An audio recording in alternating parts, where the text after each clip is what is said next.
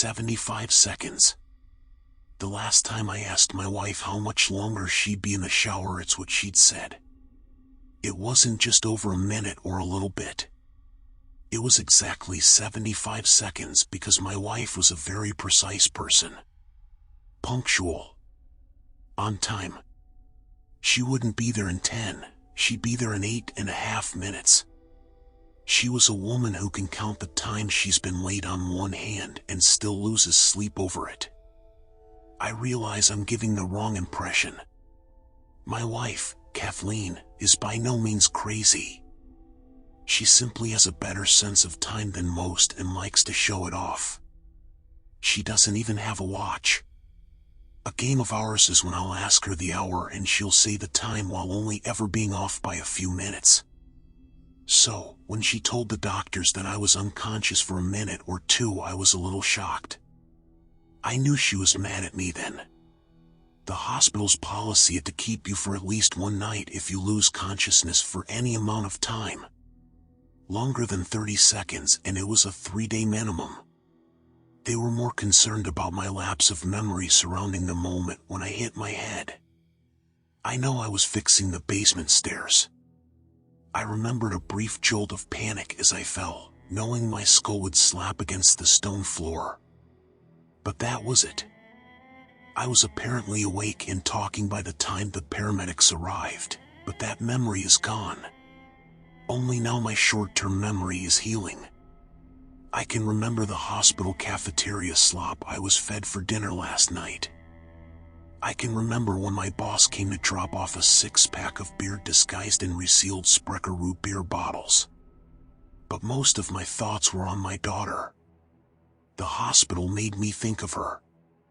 Or what we had done to her. I had a set of adorable identical twins and life was on its way to a fairy tale until Sophia, the oldest by 4 minutes and 37 seconds, started getting sick. And I don't mean physical, visible illness. It sounds so selfish, but I would have preferred cancer, disease, something that could be seen. But the sickness was in her head, and what was almost as bad as Sophia being sick herself was the hate from friends and family. People don't believe that a child could be depressed or paranoid or downright disturbed all on their own. It had to be us. There was an unsaid assumption that if a kid was fucked up before puberty, it was the parents' fault. It had to be nurtured because nature took care of kids' minds just fine. Kathleen's lost some friends who accused me of abuse. We had CPS called on us multiple times. We didn't know what to do. We were just a couple of kids ourselves who decided to make a little human being. We were out of our depth.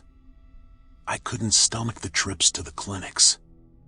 Kathleen was used to cleaning the chemical stench and fluorescent strobe of hospital hallways.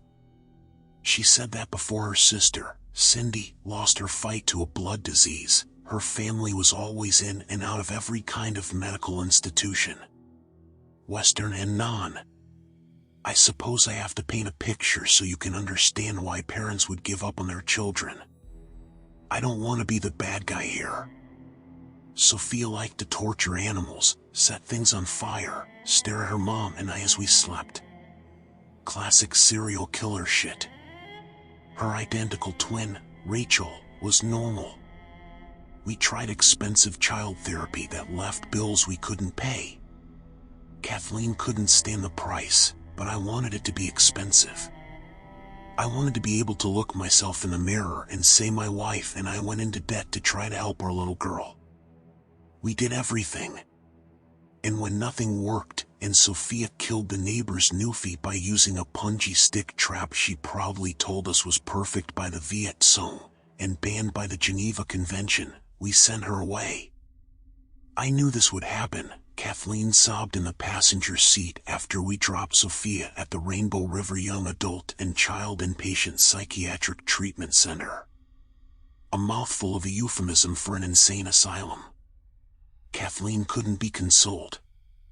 She kept crying while my hand bobbed helplessly on her shoulder.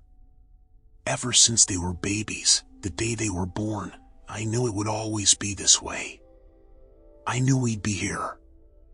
I thought she was just being hard on herself. I didn't even think to ask how she could possibly know. There's nothing we could have done differently, I said. That's not true, she sniffed up her snot and wiped her eyes. We never had to have kids in the first place. This is the part that's personal. A part that I know most parents would omit, but when we got home I was 100 pounds lighter. Sophia was gone, as far as I was concerned. When people asked, I had one daughter. We were a 3-person family now, and even our Christmas card would suggest so. We were one of those families with a dark secret, one that new friends would never learn no matter how close they got to us. Too embarrassing to ever tell. Too easy to just forget. A daughter locked away. After a while, I really did begin to forget about her. Since Rachel and Sophia were identical, it wasn't hard to picture I had just one kid. There was no face I had to forget. If I saw Sophia in my dreams, it was easy to lie to myself and say it was Rachel. The only time my fantasy crumbled was when Rachel would ask about her. But as time went on, she asked less and less. Life was a fairy tale again, although with a little more of a dark Disney-esque twist. That was 2 years before I fell down the stairs, and to be honest, I hadn't gone to see Sophia since. 3 days later I got home from the hospital and my life was the same as it was there, just with less linoleum. I was propped up in bed with the curtains drawn and the lights dimmed. Kathleen and Rachel had both been rather quiet since I woke up in that hospital bed. My girls were noisy, they had loud laughs and perhaps obnoxious voices if you didn't love them. But the doctors recommended no loud noises, so I was stuck in this subdued world for another couple of weeks. The first day Kathleen came in, she set my food tray on the bedside table. I know it's against protocol, honey, but can you please just give me a hearty laugh? Hell, a yell? Just something other than silence, I said. She tilted her head but didn't smile. You know I can't do that, she nearly whispered. You had a brain bleed. I paused and gently grabbed her wrist. She wasn't wearing her wedding ring. Where's your ring? She withdrew her hand from my grasp and smiled sadly. What? I nearly yelled as she walked toward the door. Kathleen, what happened when I fell? What did I do? Suddenly I was stricken with guilt. Did I do something awful that I couldn't remember? Kathleen? I called, but she said nothing and closed the bedroom door gently behind her. Suddenly I was afraid. Something was wrong. Even if she wasn't mad at me, Kathleen being able to keep quiet easily made sense. She was an adult and would take the doctor's orders seriously. But Rachel, it seemed easy for Rachel, too. She didn't need any reminders to keep her voice down or play quieter. She seemed, for the first time in her life, disturbed. Just like her sister. The night was the only time I could move around. Light in nearly any amount still made my brain throb. When it was well past dark, Kathleen still hadn't come up yet, and I figured she was watching TV in the basement so she wouldn't bug me. Or maybe she was avoiding me. I couldn't tell. I went to the kitchen to make myself some food. Kathleen also hadn't been putting her usual amount of love into my meals. They were hastily tossed together. I jumped when I reached the stairs. Rachel was standing on the landing, staring at me. Hey, honey. I swallowed my spit nervously. I was afraid of a little girl. My little girl. But I thought maybe I was right too, because she didn't respond right away. Rachel? Daddy, she paused. I think there's something wrong with Mommy. I turned on the hall light to better look at my daughter. When Rachel was just a toddler, she clipped her cheek on the corner of a coffee table. It was a surprisingly nasty gash, one that I actually hoped would leave a scar. Being a dad is difficult enough, and I wanted something other than hairstyles to tell my girls apart. But Rachel had been so young it healed completely. She and her sister were truly identical. What makes you say that, sweetheart? Lots of things. She was swaying her shoulders now.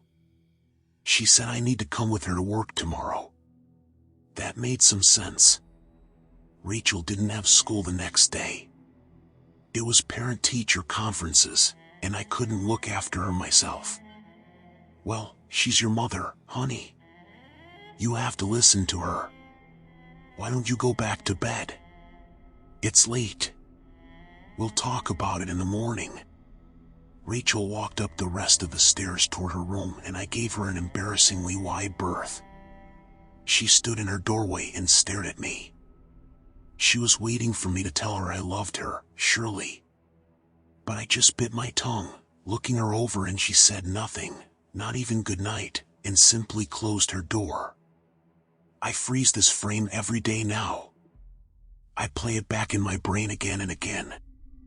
Rachel stared at me from the doorway. Waiting. I didn't know it then. It was subtle the way sinister things are, but I'm certain that was the worst moment of my life. The next day I woke up early and found Kathleen's side of the bed still empty. Cold. The bedding was not even pulled back. It was an overcast day, but even if it were sunshine and clear skies, I knew I had to get out of bed. I knew something was wrong. Kathleen was not the type to sleep on the couch.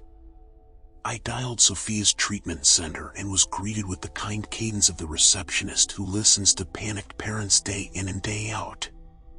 Hello, this may seem like a weird question, but I'm Sophia Davis's father. I'm wondering if she's there now, or if she has been suddenly acting different. She confirmed my identity with my number and clicked her tongue against her teeth. Just a second, sir. Hold music. Elevator music. Saucy saxophones were the soundtrack of my life falling apart. It wasn't going to be John Williams. That's just not how life works. As reality cruelly unfolds, it likes to play little jokes like that to laugh along to your pain. Your life is falling apart. Listen to this sax riff. Sir, your daughter is fine. Her behavior the last few weeks has been reported as normal. Are you sure it's her? You see, she has a sister. Yes, we're certain it's Sophia. Thank you, I said quickly and hung up. I went outside, stumbling into the backyard to see if Kathleen's car was gone. But something caught my eye in the grass. It was my wife's phone. Stone cold and wet with dew. It was dead, and I walked inside quickly to charge it. There would be something on there that would tell me what was going on. Texts to her best friend. Google searches. But it was nothing like that. When it turned on, she had dozens of missed calls and texts. 100 notifications. Her phone had been off for days. For days exactly. I was able to figure out the age of the oldest notification. The texts were concerning. An angry boss. Her friends thought that she was mad at them. But the voicemails. There were several. All from a psychiatric center.